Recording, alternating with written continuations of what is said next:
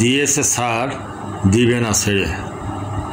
দেখিলাম পদ্মার বুকে জাগিয়া উঠেছে চর, বুকের মাঝে উঠল যেন প্রচণ্ড তুফান ঝড়। ভরা ভাদ্রে দেখেছি পদ্মার প্রমত্তা যৌবন, উন্মাদিনী স্রোতেশ্বিনীর শুনেছি তীব্র গর্জন।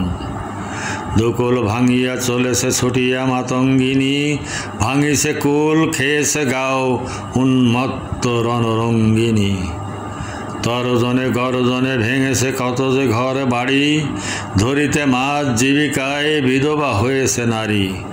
সর্বনাশা বদনামেও দিয়েছ উজাড় করি, পলিতে সমৃদ্ধ সেচের পানি ফসল খেতে ভরি। গড়েছ গাঁও গড়েছ নগর বুকে নিয়েছ টানি, পালতোলা নাই চলছে নায়র কুলোবালা বৌরানী। প্রকৃতির দান বাংলার প্রাণ মায়ের মতো স্নেহময়ী, বুকে পেলেছ মাটির সন্তান অঢেল আমিষ দায়ী।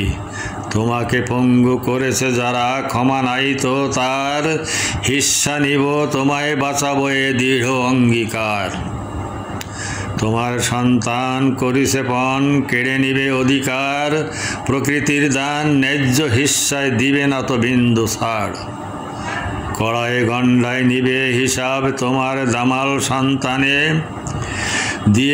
দিয়েছে ছাড় দিবে না ছেড়ে স্রষ্টা মেহেরবানে।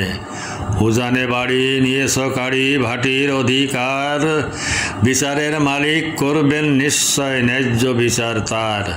প্রকৃতির অবাধ গতিকে কতদিন বাধা দিয়ে, পাবে ছাড় আত্মঘাতী জালিম আসছে সাজা ধেয়ে।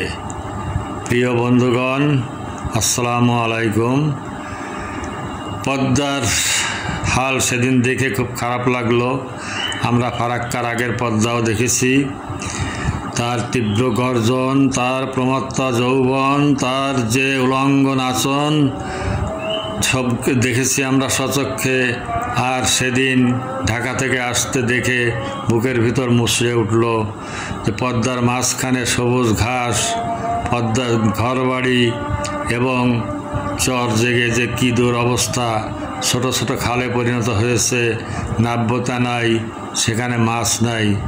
পদ্মায় এত বেশি ইলিশ মাছ থাকতো যে আপনারা তরুণ সমাজ বা নবীন প্রজন্ম শুনলে বিশ্বাস করবে কিনা জানি না। এই সেই উজানে আমার বাড়ি নড়াইল চিত্রা নদী, ছোট নদী, সে নদীতে ঝাঁকি জালেও ইলিশ মাছ পাওয়া যেত। আর ইলিশের মৌসুমে গরিব দুঃখী এতিম মিসকিন ফকির কাঙ্গাল সবাই তৃপ্তির সাথে ইলিশ মাছ খেতে পেত। তো সেই পদ্মার ইলিশ আমার সম্পদ, আমার দেশ, আমার সাগর, আমার নদী, তাকে আজকে এইভাবে জালিমরা জুলুম করে যে ধ্বংস করে দিচ্ছে, দেশটাকে মরুভূমি করে দিচ্ছে, তো সত্যি বড় দুঃখ হয়, বড় কষ্ট হয়। হ্যাঁ, অবকাঠামোর অনেক উন্নতি হয়েছে, আমাদেরও দোষ আছে। আমরা যত্রতত্র যেখানে সেখানে নদী বাদ দিয়ে খাল বা আটকায়ে বসতবাড়ি গড়ে তুলছি এবং ধ্বংস করছি নিজের দেশটা। আমরা নিজেরাও আত্মঘাতী। নদীর যদি নাব্যতা থাকতো, খালগুলো যদি ঠিকমতো কাটা থাকতো, তাহলে সেখান থেকে বন্যার পানিও দ্রুত নেমে যেত এবং জলাশয়ের পরিমাণ বেশি থাকতো, সেখানেও মাছের অভাব থাকতো না। আজ আমরা চাষের মাছ, কৃত্রিম মাছ আর রাসায়নিক খাবার খাওয়ানো মাছ ছাড়া মাছ পাই না খেতে। আর পদ্মার সেই স্বাদের ইলিশ, তার তো জুড়ি মেলা ভার, মাছের রাজা ইলিশ। আর নদীর রানী, বাংলার রানী পদ্মা মনে হলে বুকের ভিতর হাহাকার করে ওঠে। তো এই উজানের এই যে সমস্ত বাঁধগুলো আমাদের ন্যায্য হিস্সা আদায়ের জন্য আপনারা বেশি বেশি শেয়ার করবেন। আমাদের নবীন প্রজন্ম যেন ভুলে না যায় যে আমরা কি ছিলাম আর এখন কি পাচ্ছি, কি হলাম। একদিন না একদিন এরা ঠিকই এদের অধিকার আদায় করে নিতে পারবে। তো বেশি জালিম বেশি দিন টেকে না, অন্যায় অত্যাচার জুলুম বেশি দিন টেকে না। সত্যের জয় অবধারিত এবং তা হবেই। আমরা আমাদের ন্যায্য অধিকার, ন্যায্য হিস্সা অবশ্যই পাব।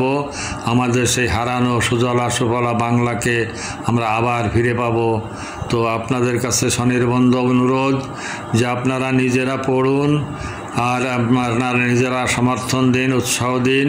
আর আমার যে সাইডটা ভুল হচ্ছে বা বাদ পড়ে যাচ্ছে আপনারা কমেন্টে সেটা জানাবেন যে এই কথাটা বললে ভালো হতো, এই কথাটা ঠিক হয় নাই।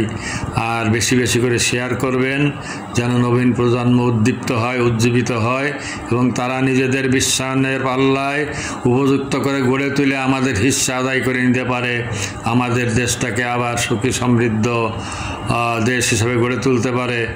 আর নবীন প্রজন্ম হয়তো অনেকে ইতিহাস জানে না, ইতিহাস পড়ে না স্কাইল। আজ থেকে 300 বছর আগেও, 400 বছর আগেও এই বাংলা ছিল বিশ্বের ভিতরে সবচেয়ে বেশি সমৃদ্ধশালী দেশ। এখান থেকে যে খাজনা আদায় হতো সেই খাজনা নিয়ে যেত পশ্চিমারা বা এই দিল্লির শাসকরা, মুসলিম শাসকরা বা বিভিন্ন জমিদাররা, ভূস্বামীরা ভোগ করত। কিন্তু এত সহজে তখন উন্নত যুগ ছিল না, উন্নত প্রযুক্তি ছিল না। প্রাকৃতিকভাবে যে ফসল ফলতো, যে আমিষ পাওয়া যেত, যে প্রাকৃতিক খাদ্য খাবার পাওয়া যেত এত সহজে এ দুনিয়ার আর কোথাও দেখিনি। আমার দেশ সত্যি সোনার চেয়ে খাঁটি এবং আমার দেশ বিশ্বের ভিতরে রানীর মতোই। আমার মা নয়তো কোনো গরিব ঘরের মেয়ে, নয় দুঃখিনী, নয় অভাগী কারোর মেয়ের চেয়ে, 7,000 ধন বুকের মানিক। এই পর্যন্ত থাক বন্ধুরা, এই কবিতাটা আবার আরেকদিন শোনানো হবে আপনাদের। আশা করি আমার সঙ্গে থাকবেন। সবার জন্য শুভকামনা এবং ধন্যবাদ সবাইকে। আশা করি সবাই ভালো আছেন এবং ভালো থাকবেন। আর আগামী প্রজন্মকে এই ব্যাপারে ইতিহাস জানিয়ে যাবেন। থাকবেন। আমার বক্তব্য শেষের দিকে এসে ভালো হয় নাই, কেননা আবেগতাড়িত হয়ে গেছি। আমি পদ্মার রূপ দেখে, আমি আমার বাংলার চেহারা দেখে আমি সত্যি মর্মাহত, সত্যি খুব আবেগাপ্লুত।